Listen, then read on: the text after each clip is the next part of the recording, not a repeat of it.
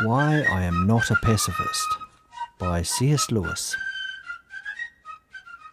The question is whether to serve in the wars at the command of the civil society to which we belong is a wicked action, or an action morally indifferent, or an action morally obligatory.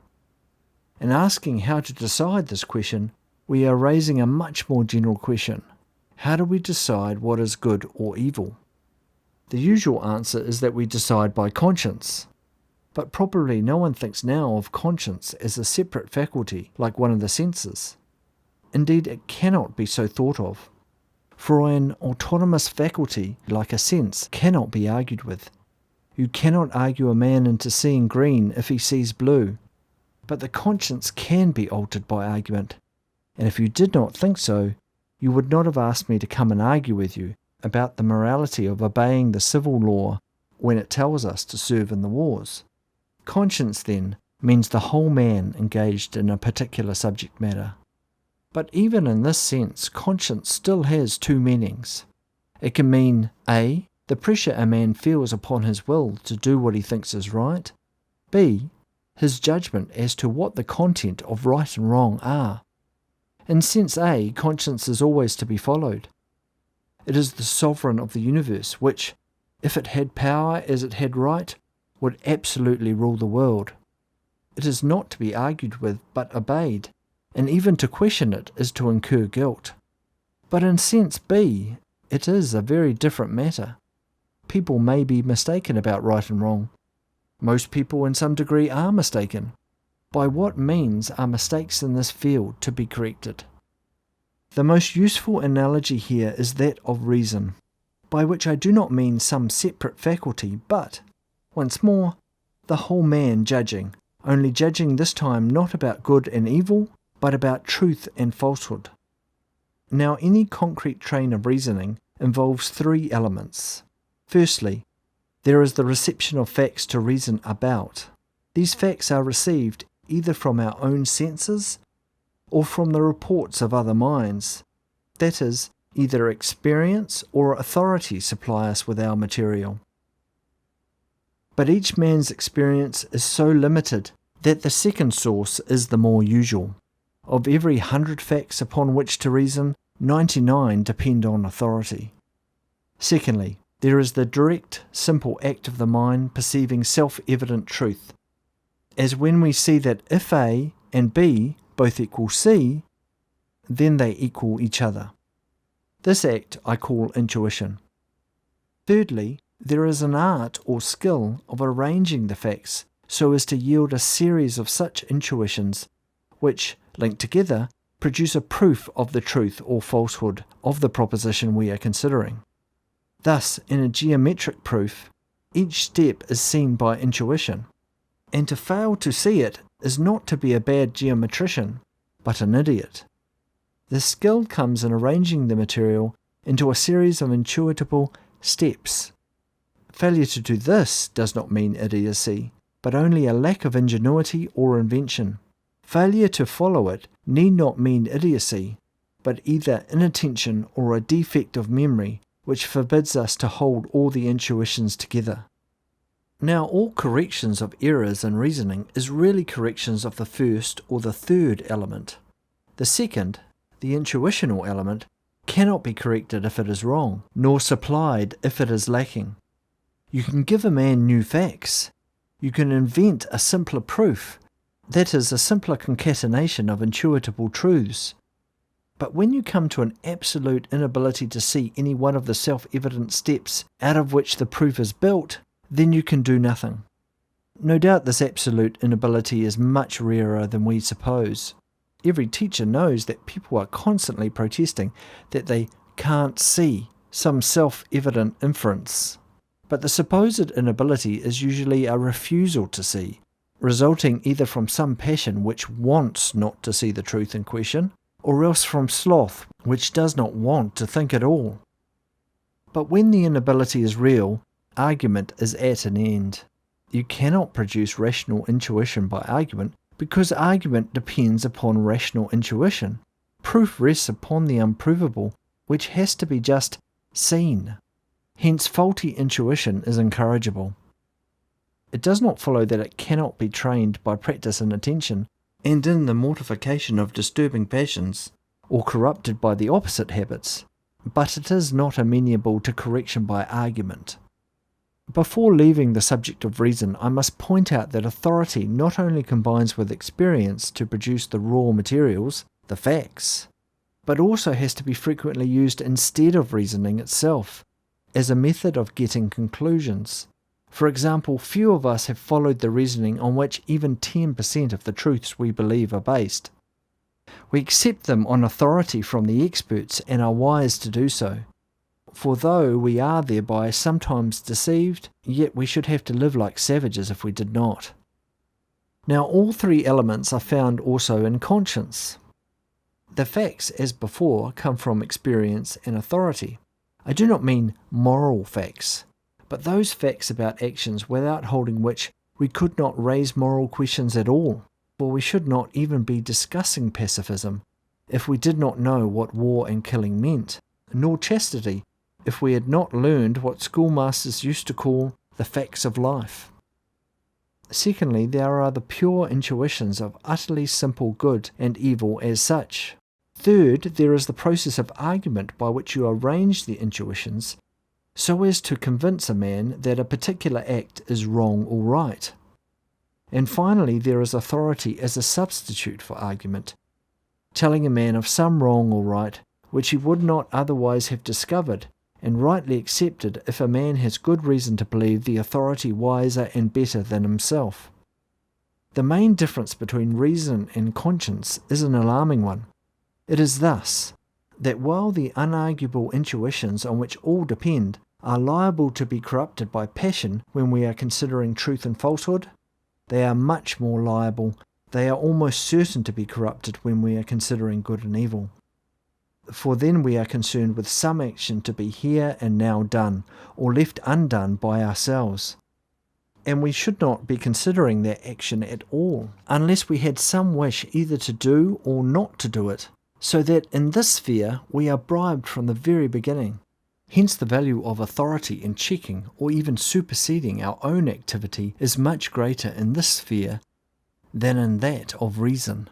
Hence, too, human beings must be trained in obedience to the moral intuitions almost before they have them, and years before they are rational enough to discuss them, or they will be corrupted before the time for discussion arrives. These basic moral intuitions are the only element in conscience which cannot be argued about. If there can be a difference of opinion which does not reveal one of the parties as a moral idiot, then it is not an intuition. They are the ultimate preferences of the will for love rather than hatred, and happiness rather than misery. There are people so corrupted as to have lost even these, just as there are people who can't see the simplest proof. But in the main, these can be said to be the voice of humanity as such, and they are unarguable. But here the trouble begins. People are constantly claiming this unarguable and unanswerable status for moral judgments which are not really intuitions at all, but remote consequences or particular applications of them, eminently open to discussion, since the consequences may be illogically drawn or the application falsely made. This then is our first canon for moral decisions. Conscience in the A sense, the thing that moves us to do right, has absolute authority. But conscience in the B sense, our judgment as to what is right, is a mixture of inarguable intuitions and highly arguable processes of reasoning, or of the submission to authority. And nothing is to be treated as an intuition, unless it is such that no good man has ever dreamed of doubting. The man who just feels that total abstinence from marriage is obligatory is to be treated like the man who just feels sure that Henry VIII is not by Shakespeare, or that vaccination does no good. For a mere unargued conviction is in place only when we are dealing with the axiomatic, and these views are not axiomatic. I therefore begin by ruling out one pacifist position, which probably no one present holds, but which conceivably might be held, that of the man who claims to know on the ground of immediate intuition that all killing of human beings is in all circumstances an absolute evil. With the man who reaches the same result by reasoning or authority, I can argue. Of the man who claims not to reach it, but to start there, we can only say that he can have no such intuition as he claims. He is mistaking an opinion, or more likely a passion, for an intuition. Of course, it would be rude to say this to him. To him, we can only say that if he is not a moral idiot, then unfortunately the rest of the human race, including its best and wisest, are, and that argument across such a chasm is impossible. Having ruled out this extreme case, I return to inquire how we are to decide on a question of morals. We have seen that every moral judgment involves facts, intuition and reasoning, and, if we are wise enough to be humble, it will involve some regard for authority as well. Its strength depends on the strength of these four factors. Thus, if I find that the facts on which I am working are clear and little disputed, that the basic intuition is unmistakably an intuition, that the reasoning which connects this intuition with a particular judgment is strong, and that I am in agreement, or, at worst, not in disagreement with authority, then I can trust my moral judgment with reasonable confidence.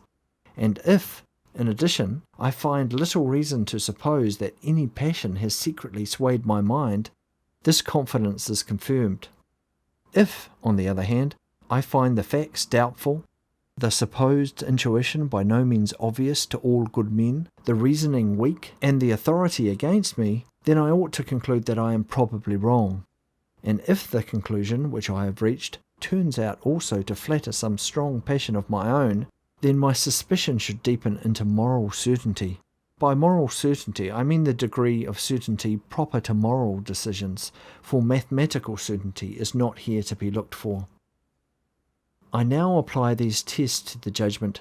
It is immoral to obey when the civil society of which I am a member commands me to serve in the wars. First, as to the facts. The main relevant fact admitted by all parties is that war is very disagreeable. The main contention urged as fact by pacifists would be that wars always do more harm than good. How is one to find out whether this is true?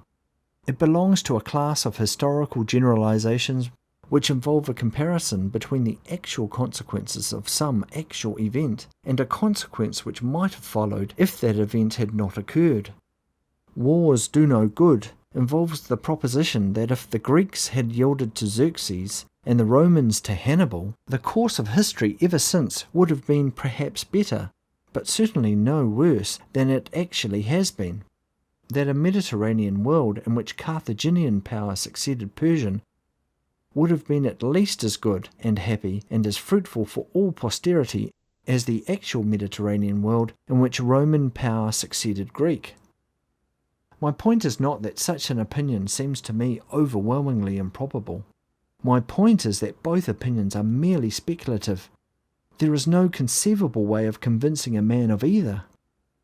Indeed, it is doubtful whether the whole conception of what would have happened, that is, of unrealized possibilities, is more than an imaginative technique for giving a vivid rhetorical account of what did happen.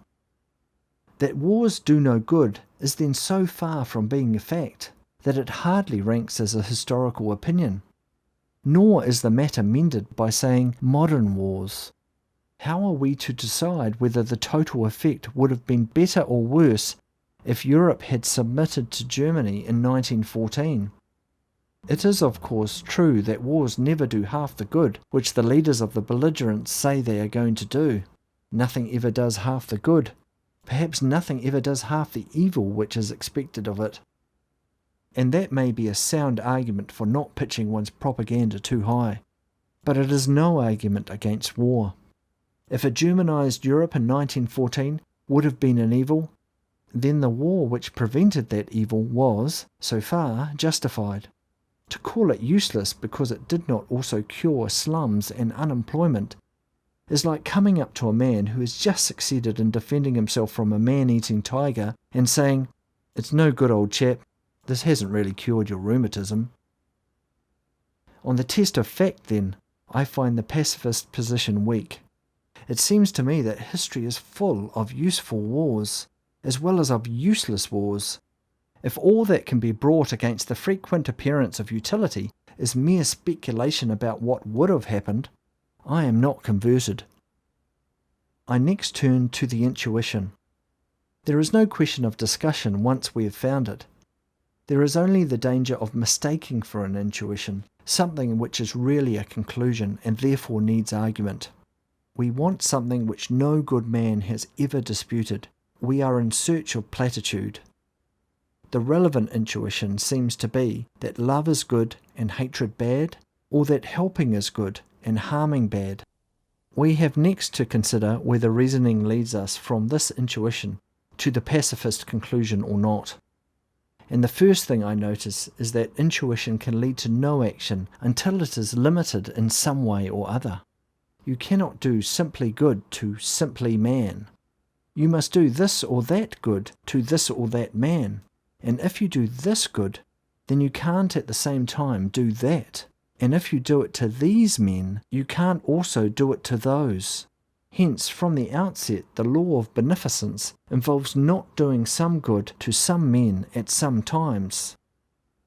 Hence those rules which, so far as I know, have never been doubted, is that we should help one we have promised to help rather than another, or a benefactor rather than one who has no special claims on us, or a compatriot more than a stranger, or a kinsman rather than a mere compatriot.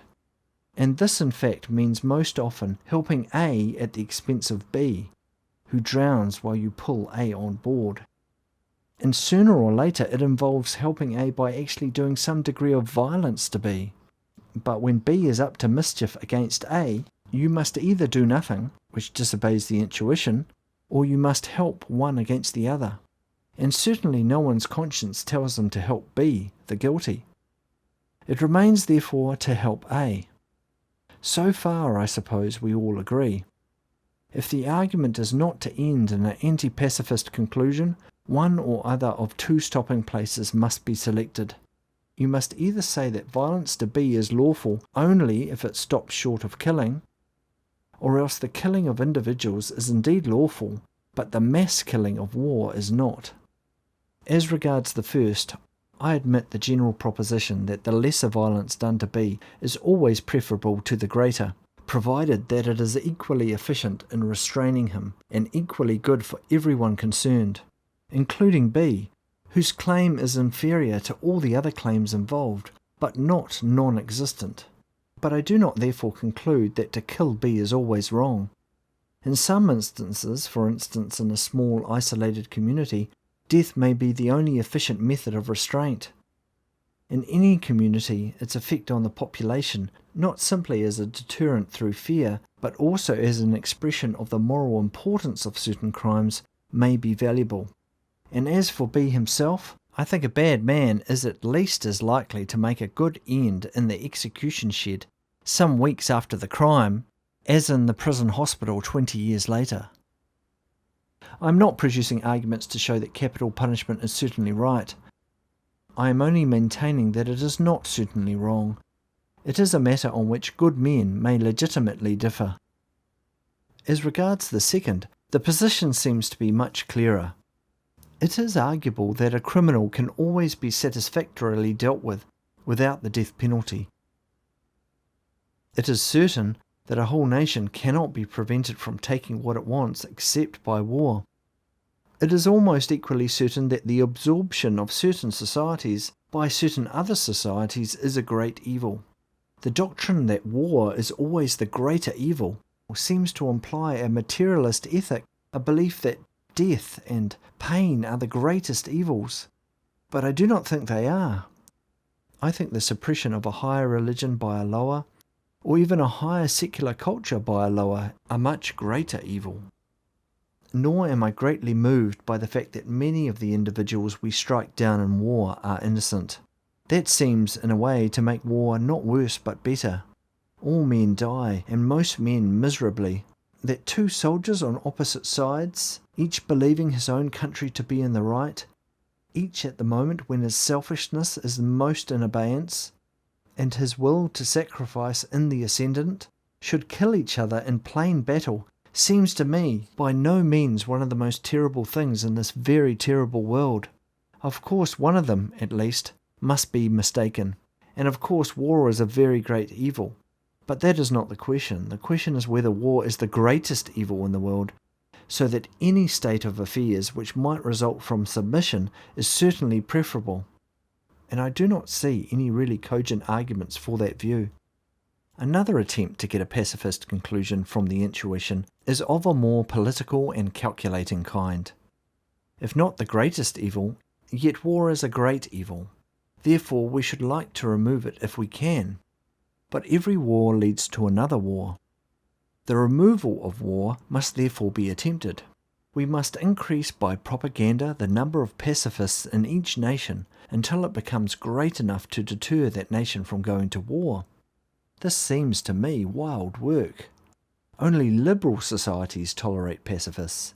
In the liberal society, the number of pacifists will either be large enough to cripple the state as a belligerent or not. If not, you have done nothing. If it is large enough, then you have handed over the state which does tolerate pacifists to its totalitarian neighbour who does not. Pacifism of this kind is taking the straight road to a world in which there will be no pacifists. It may be asked whether, faint as the hope is of abolishing war by pacifism, there is any other hope. But the question belongs to a mode of thought which I find quite alien to me. It consists in assuming that the great permanent miseries in human life must be curable, if only we can find the right cure. And then it proceeds by elimination and concludes that whatever is left, however unlikely to prove a cure, must nevertheless do so. Hence the fanaticism of Marxists, Freudians, eugenists, spiritualists, Douglasites, federal unionists, vegetarians, and all the rest. But I have received no assurance that anything we can do will eradicate suffering. I think the best results are obtained by people who work quietly away at limited objectives, such as the abolition of the slave trade, or prison reform, or factory acts, or tuberculosis, not by those who think they can achieve universal justice, or health, or peace. I think the art of life consists in tackling each immediate evil as well as we can.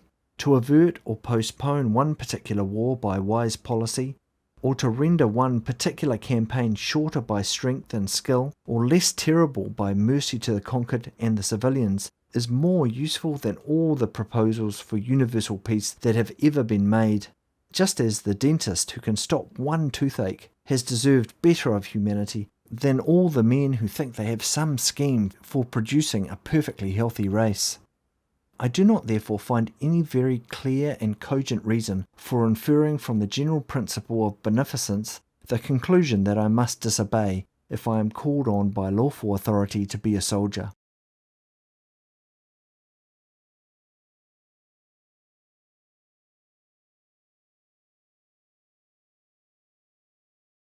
Many people think that the best way to escape war is to dwell upon its horrors and to imprint them vividly upon the minds of the younger generation. They flaunt the grisly photographs before their eyes. They fill their ears with tales of carnage. They dilate upon the ineptitude of generals and admirals. They denounce the crime and insensate folly of human strife. Now all this teaching ought to be very useful in preventing us from attacking or invading any other country, if anyone outside a madhouse wished to do so. But how would it help us if we were attacked or invaded ourselves? That is the question we have to ask.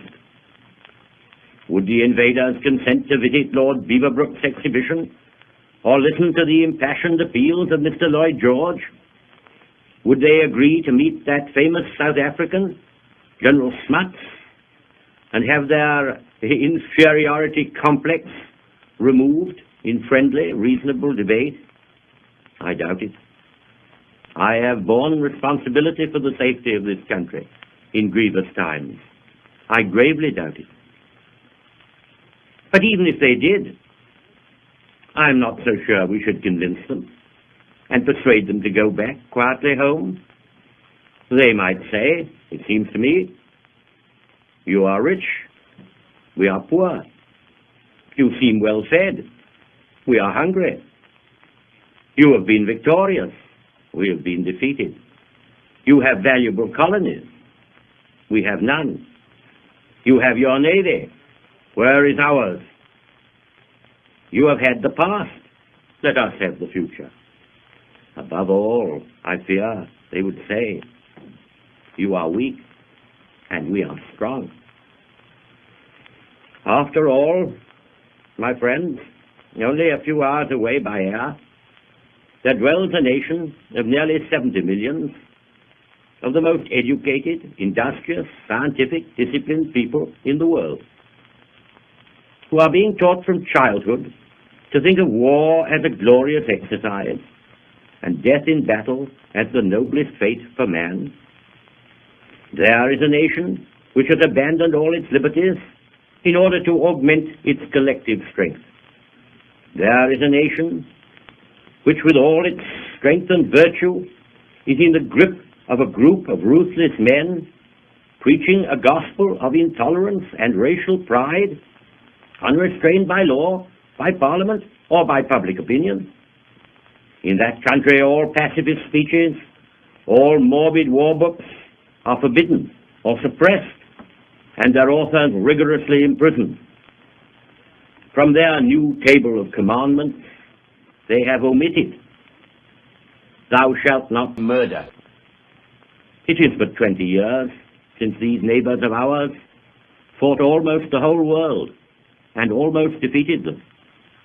Now they are rearming with the utmost speed, and ready to their hands is this new lamentable weapon of the air, against which our navy is no defense, and before which women and children, the weak and frail, the pacifist and the jingo, the warrior and the civilian, the frontline trenches and the cottage home, all lie in equal and impartial peril. Nay, worse still, for with the new weapon has come a new method, or rather has come back the most brutish methods of ancient barbarism, namely the possibility of compelling the submission of races by terrorizing and torturing their civil populations. And worst of all, the more civilized a country is, the larger and more splendid its cities, the more intricate the structure of its social and economic life, the more it is vulnerable, the more it is at the mercy of those who may make it their prey. Now these are facts, hard, grim, indisputable facts, and in face of these facts, I ask again, what are we to do?